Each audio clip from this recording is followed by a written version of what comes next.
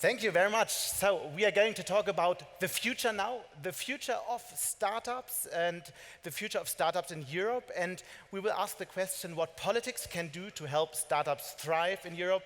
And we try to find out what an USP of European startups could be.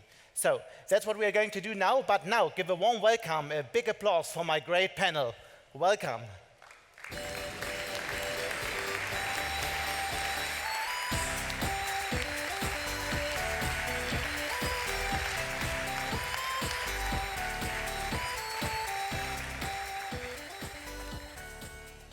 So I'm very privileged to introduce Ida Tin from Copenhagen. She's founder of Clue, a menstrual cycle app, and she didn't fall in love with Germany, but in Germany, and this is why she started her company from Berlin. Now has 80 employees already and millions of users all over the world. We have Frank Thelen, probably the most well-known investor in Germany, and this is also due to his appearance in the TV show called The Lion's Den. Hi, Frank. And also we have Nicolas Brusson from France. He's CEO and co-founder of BlaBlaCar, the biggest carpooling platform in the world, and with 75 million drivers and passengers in 22 countries. Is that right? Welcome, Nicolas. And also we have Valentin Stalf, the man from Austria who disrupts the traditional banking system in Europe and in Germany and in Europe. Welcome, Valentin.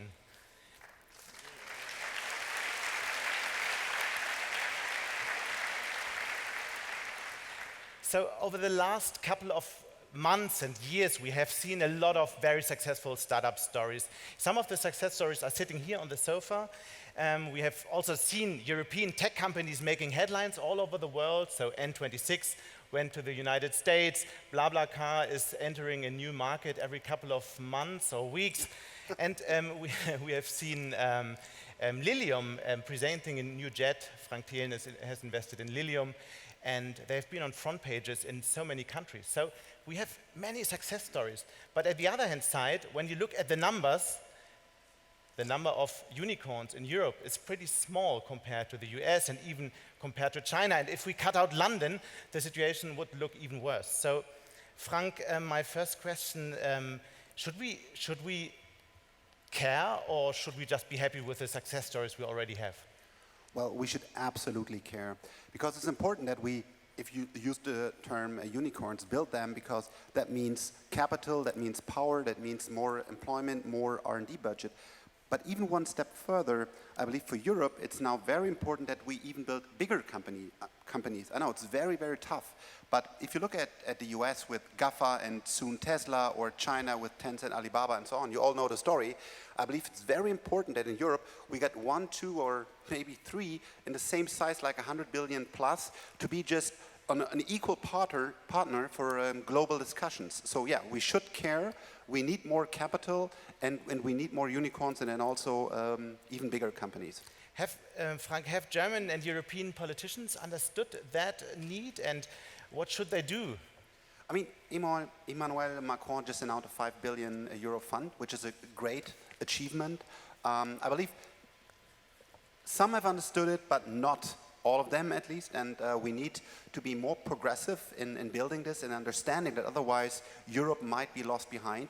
It's so hard to understand because right now we're so healthy, especially Germany with our car industry, everything goes well, but if we look in the future where disruptive technologies become more and more important, then it looks quite weak for Europe, and I believe we need more action, more understanding from the politicians. Nicolas, Frank mentioned Macron. If this conference would be in Paris now, would Macron have opened the conference? Possibly. I think he has done that a few times, so he's been very involved. But maybe just to backtrack and put maybe a few numbers on what you just said, because it's interesting maybe for everyone to have some numbers in mind. The venture capital industry in Europe, and correct me if I'm wrong, I think it's about 20 billion euro. And in a way, it's great because we come from 4 or 5, I think, like 10 years ago, so it has increased a lot. But you need to compare that to 130 billion in the US and something like 70 billion and change actually in China. So compared to China or compared to the US, we're like 3x or 5x smaller. as a region that has actually the biggest GDP combined.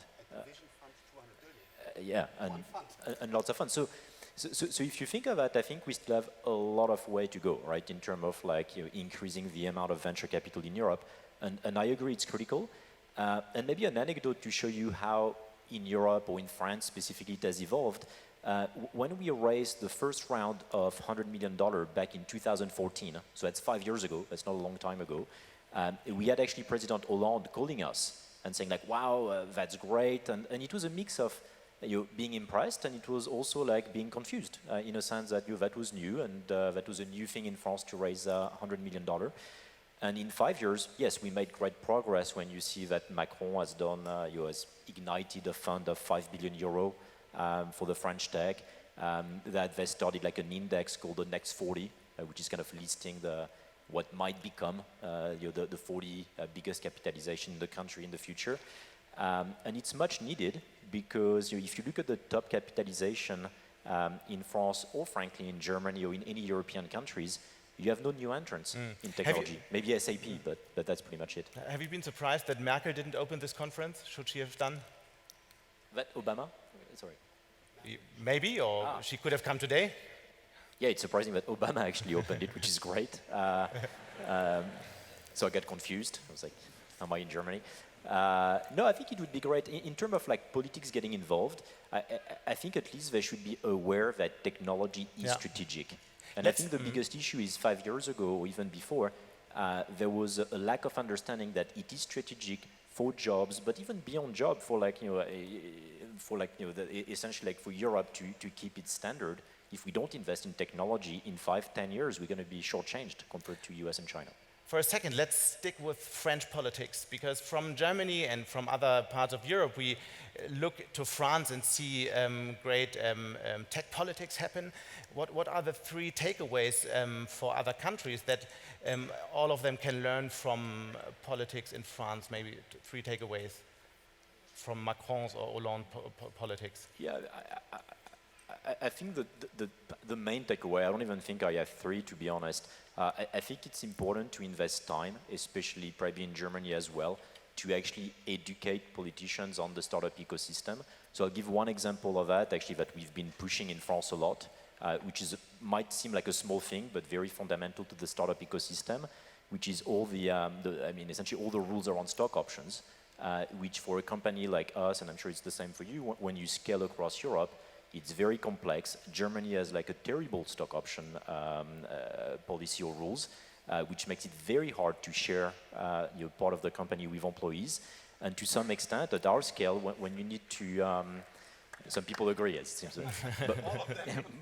But when you attract talent, or when you try to attract talent or expand across Europe, actually those are like, they feel like small hurdles, but actually they become big ones when you get like a 500 or 1,000 people company and you want to attract top talents from anywhere in the world.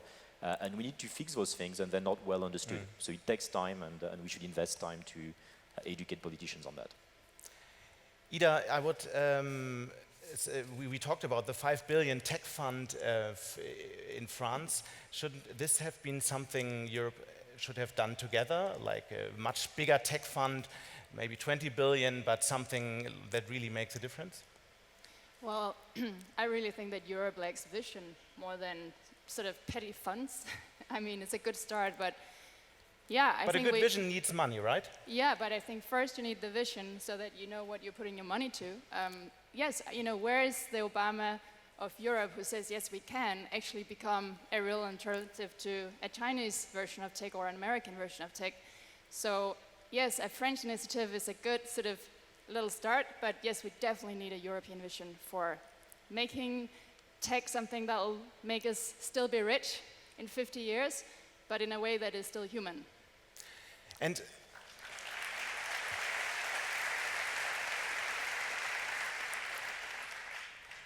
this entrepreneurs and VCs are pretty vocal today and have been vocal in the last years about missing capital, but is missing capital really the problem? Do we not have enough money? Because I always wonder, there's so much money in the world like never before, right? So it must be almost possible for almost every idea to get money, right? So do we have enough money in Europe from your perspective?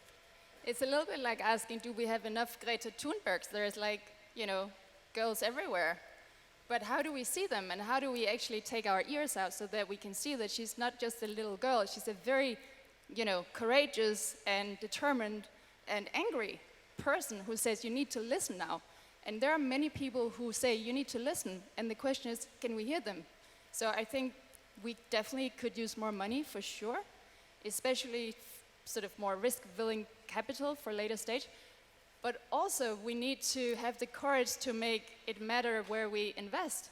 So, and I think that's actually the biggest problem, is an investment scene who lacks also vision and to have the courage to really put their money where they, you know, where they're, you know, do they have an idea of why they're investing? What kind of company do they actually want to build? They have a responsibility as well. And I think there are entrepreneurs out there who say, yes, I actually have an idea of what I want to build and why and how this makes Europe and the world greater. But do we have an investment community who actually has the courage to say, I hear you? I think that's the question. Sorry, but concerning to capital.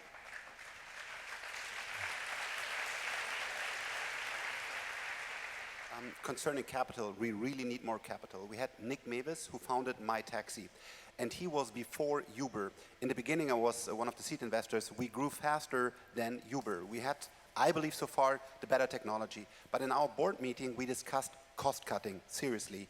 Uber had a lot of capital. So I believe if Nick Mavis had more capital, he might be the Uber today. I don't know, but what I can tell you is it was very, very tough for us to really get big money. So we also need, of course, founders that have bigger visions, but we also definitely need big checks. It was a problem for many companies. Just to clarify, I agree that we need more money, but it's not the founders who lack vision, it's the investment community who lacks the vision, just as you said, right? Sorry, what? You said we need, maybe I misheard you, but it's not just the founders who lack vision, it's the investors. Yeah. That's what you said. Okay, then we agree, good. Just. Ida, you have been criticizing VCs that they are not, that they are basically older white men in suits. So why is that a problem? Have I said that? It's definitely true. Something like that. So, I mean, I see the investment community actually making a real effort to change that picture. I have to say, it's not enough to have female founders. They also need to have power in their funds. We still need to work on that. It's a problem because there are a lot of opportunities that, that people who are different than those people in suits can see. Sorry for that. And so I think it's just a missed opportunity, right? There are lots of products where people feel it on their own bodies and they say, hey, let's go build something here. And then if you come to a person who doesn't feel that on their body or can't see it or have never met it, they're like, I don't get it. And so you need just to have different kinds of ears around those decision tables in the funds. It's really simple. Can you give us some examples for technology that is from that field, just to get an idea? So health is definitely a huge area of, where we need that the systems that, we know that the systems we have, they don't scale, so we need to use technology to be able to take care of people in the future. And female health has particularly been underfunded, under-researched, and underserved always in the history. And now, luckily, there is an amazing emergence of this category of femtech where people are starting to build products and services, which is, the ideas are there, the entrepreneurs are there, but we still need people who believe in it and sort of put their money there. Nicolas, did you want to? Okay, Valentin? We now discussed a lot about the money, but I think it's not about the money, it's about the ecosystem. And it all starts with the education. So we need much more investment into the right education. I mean, what's our biggest problem today? We have about 1,500 employees, but it's really, really tough. And it's the same for you, for all the companies, and for you as well, to get the right talent. So we need more investment into the education. I think that's where it's all starting. And afterwards, we need the right mindsets. And I don't think that you see the right mindsets in Germany with the politicians today. Yeah, I mean, this conference is a good example. It's one of the biggest conferences in Europe. And I think Macron is a good example. He put it top on the agenda.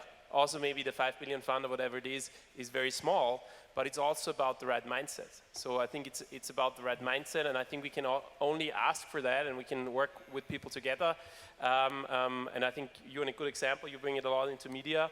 but it's the mindset and it's the education, and then obviously it's also money, but the money needs to follow. I think it's also a problem of good ideas to invest in. Yeah, I think it's I don't know, yeah, you have a lot of good startups, but it's also not that you have too many to invest in. I know it from if I want to do an angel investment or anything, it's also not so easy to find the right teams. Valentin, I would like to talk about a different mindset change. What we see is that the new generation of founders is now more often going to the US. Some of them even are successful. You guys just started to go in the US. Flixbus is huge, or is trying to be huge at least.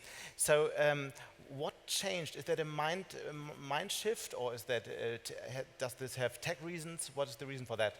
So I think in the last years, because we have the single market in Europe gets more and more true, and I think before you go to a market like the US, you need to test yourself in your home market. So if you don't have a single market, it's very difficult. And it's not true everywhere, because you still have different consumer protection and all these things, but I think for us in the finance industry, in banking, it's the first time that we can really serve a lot of Europeans, and that's the foundation to bring innovation somewhere else. Because if you only have a company is only in France or only in Germany, you will never go to the US, which is a small test market. So I think a fundamental starting point is that you have a single market, you have a big market where you can test your product, get your strengths right, get the company right, and then extend to another market that is big. Okay, but also the technology is different, right? It wasn't as easy to scale a company worldwide. Could you? I mean, there's other things, obviously. I mean, if you look at our company, we today use Amazon Cloud. We have, also what you can do online now with online marketing. Everything is there for the last years. I mean, it's quite easy to scale a company also to a new geographic region at much lower cost. I think especially if you don't have any I would say, operations in the background. So if you do something that is more service-based, like banking or a platform for traveling. I mean, for you, it's a little bit harder maybe because you have both sides of the platform. Yeah. And how important are international VCs for that? Because when you have VCs from China, they might help you in China, or from the US, they might help you over there. I mean, I think that brings us back a little bit to the ecosystem and the mindset. I think for us as N26, it was crucial that we got a US fund in quite quickly, leading our Series A with 10 million euros. And they were all people around Peter Thiel that have seen PayPal in the US, and they were the first ones that told us, okay, that cannot just be a company that might get to 200 million in valuation, but might get to 50 billion.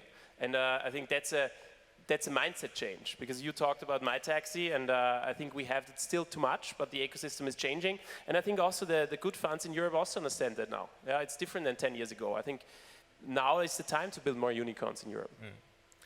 Ida, the tensions between the United States and China obviously have also the reasons it's a fight for the pole position in the tech market. And Europe is somewhere in between.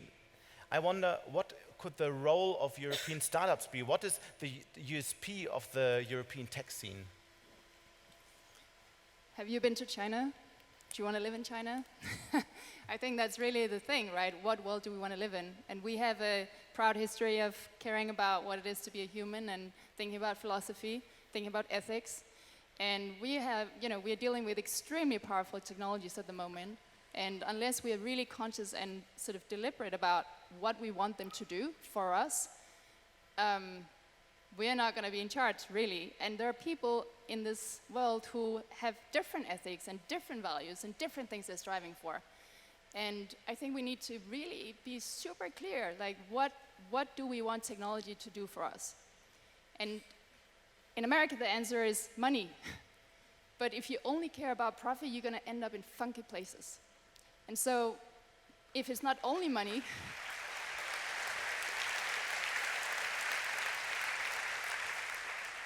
what is it? What's the purpose? And I think we're really good in Europe in asking ourselves those questions, and we need to ask them on a really high level so that policy can start playing a role in how we regulate tech, because tech needs to be regulated. But how could this look like? Should this be an initiative of the European Union? And do you see this happening already?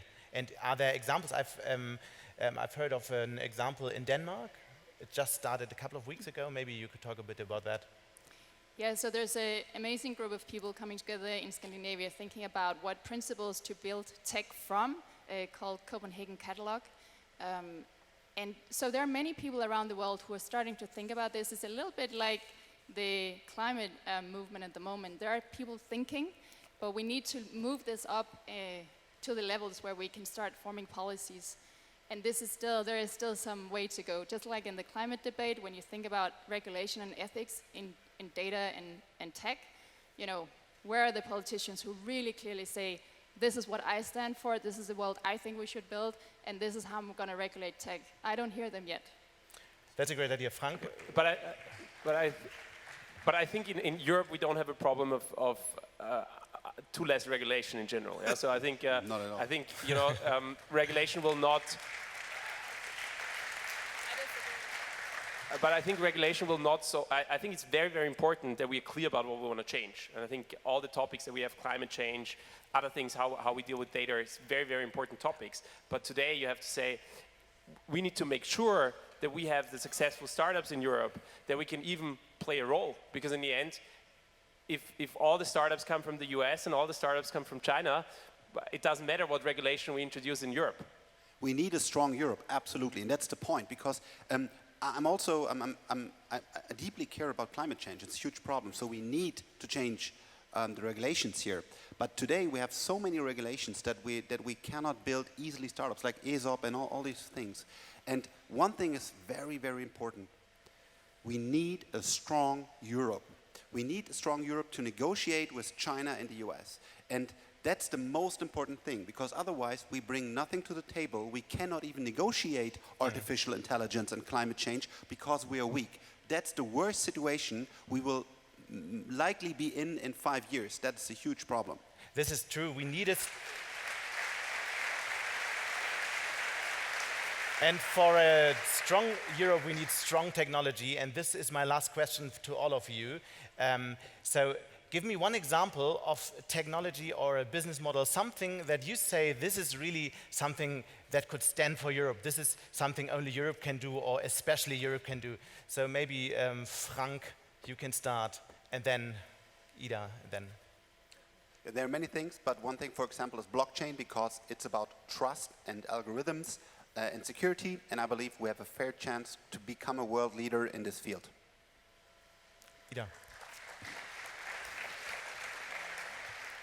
Well, I think health is uniquely positioned to really be a place where we can excel, because we do have a culture and a tradition for having strong governmental players in health, but we also need technology to come in there, and people care about where the data goes and what happens to them. So the ethics of it also is important, and so that's a place where we can show that you can do tech that is economically feasible, involved with policy and government in a way that people actually, feel good about it. So let's show that we can do that space. And it's still early, but there are small examples.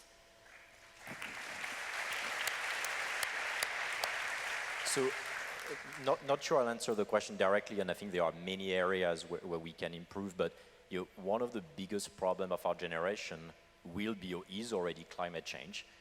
It feels like Europe is probably the most aware from a consumer point of view in terms of changing behavior, and most of the initiatives come from Europe. I think politicians actually are probably most aware in Europe, and they could play a role in regulation in that change. And I think that's going to be the biggest disruption of industry we'll see in the next 20 years, and Europe ought to play a bigger role on that, actually. So I think most of the next company, and Al Gore is saying that pretty often, maybe some of the biggest companies we'll see are being created now, solving that problem, and it's important.